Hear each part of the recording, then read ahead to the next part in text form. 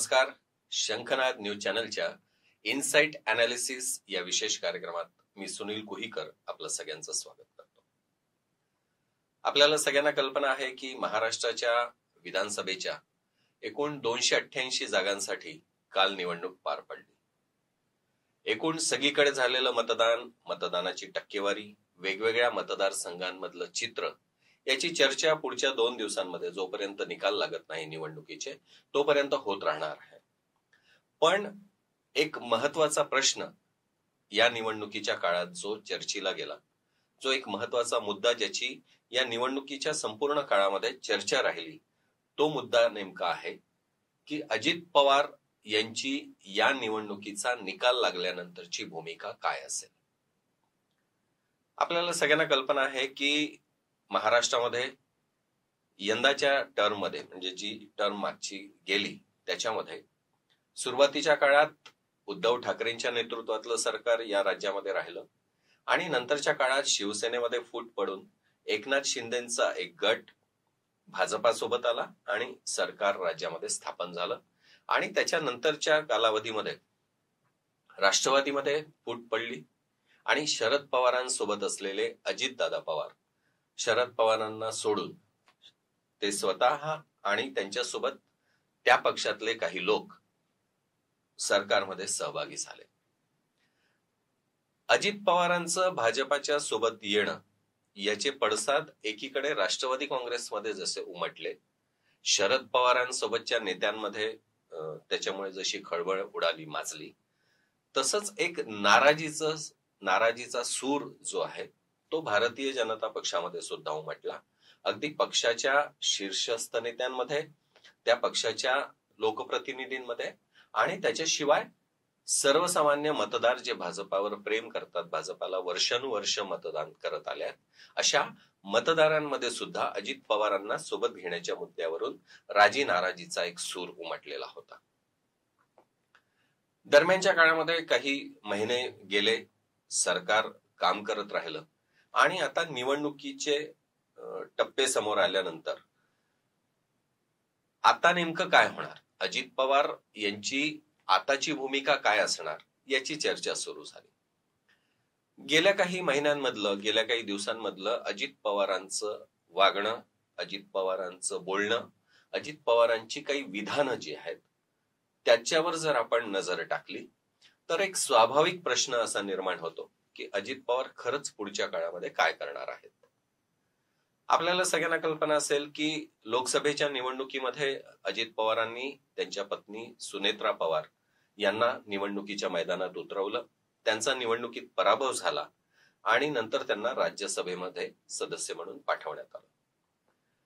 एकूण अजित पवारांच्या शरद पवारांना सोडण्याच्या मुद्द्यावर राष्ट्रवादी काँग्रेसमध्ये प्रामुख्याने पुणे जिल्ह्यात आणि त्यातही पवारांचा गड असलेल्या बारामतीत जे चित्र आहे ते अजितदादांपेक्षाही मोठ्या पवारांना म्हणजे शरद पवारांना मानणारे लोक तिथे जास्ती आहेत.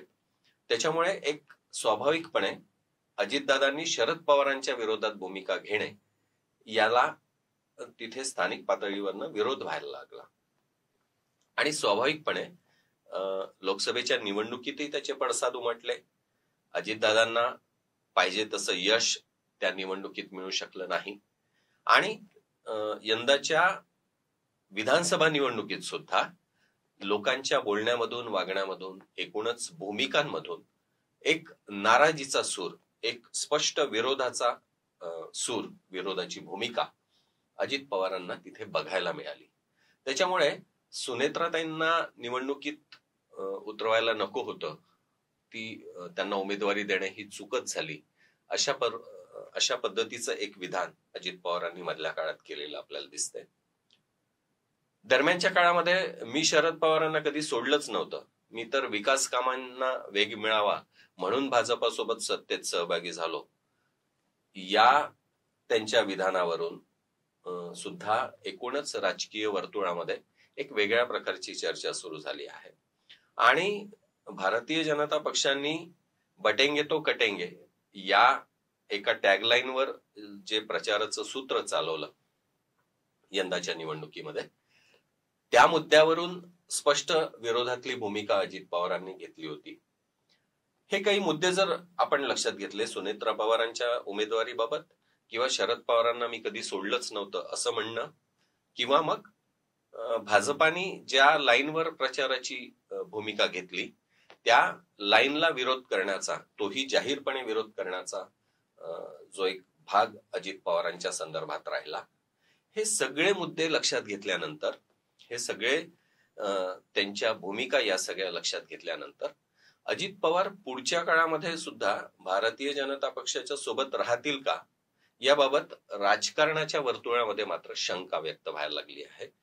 अजित पवार वेगळ्या लाईननी जाण्याच्या दृष्टीने तर विचार करत नाही आहेत ना, याही संदर्भातली चर्चा जी आहे ती राजकीय वर्तुळात केली जाते आहे. एक असं म्हटलं जातं की जर भारतीय जनता पक्षाचं सरकार सत्तेवर आलं तर प्रश्नच नाही, पण ते जर नाही आलं तर मग अजित पवार शरद पवारांच्या बाजूनी, शरद पवारांसोबत जाऊ शकतात का, जातील का? या प्रश्नाचं उत्तर आज जरी आपल्याकडे नसलं तरी 23 तारखेला मतदान आटोपल्यानंतर या संदर्भातलं उत्तर अजित पवारांच्या भूमिकेतून आपल्याला सगळ्यांना मिळणार आहे. महाराष्ट्राच्या या निवडणुकीचे निकाल काय असतील हा तर प्रश्न महत्वाचा आहेच. एक असं म्हटलं जातं की स्पष्ट बहुमत कोणाला मिळेल याच्या संदर्भातलं स्पष्ट उत्तर आजही कोणीच देऊ शकत नाही अशी स्थिती आहे. लढाई काट्याची आहे. महाविकास आघाडी आणि महायुती या दोन्हींमध्ये नेमकं कोण सत्तेवर येईल,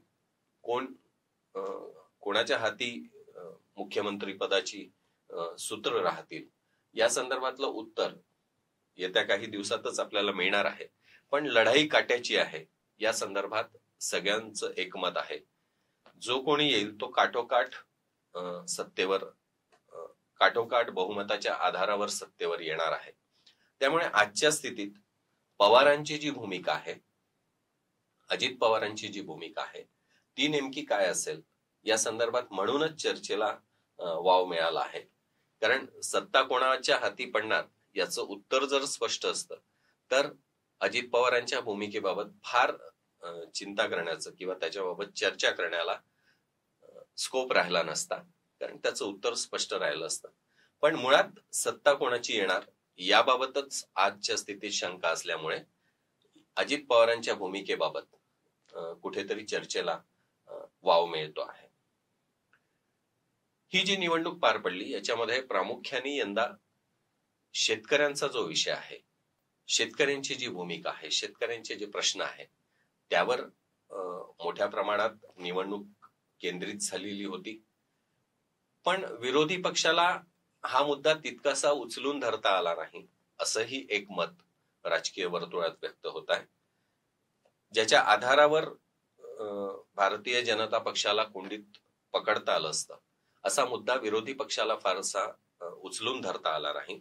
या उलट भारतीय जनता पक्षाने लाडकी बहीण योजना असेल किंवा इतर वेगवेगळ्या घटकांसाठी राबवलेल्या ज्या लाभाच्या योजना होत्या त्या योजनांचा एक व्यवस्थित प्रचार केला आणि भाजपाच्या दृष्टीने जे अडचणीचे मुद्दे होते ते विरोधकांना उचलून धरता येणार नाही या पद्धतीची जी व्यूहरचना भारतीय जनता पक्षाने प्रचाराच्या संदर्भात राबवली त्या पक्षाला यश मिळालं आणि त्यांनी विरोधकांना फारसं हावी होऊ न देता स्वतःची प्रचार मोहीम एक प्रभावीपणे राबवली असं म्हणता येईल.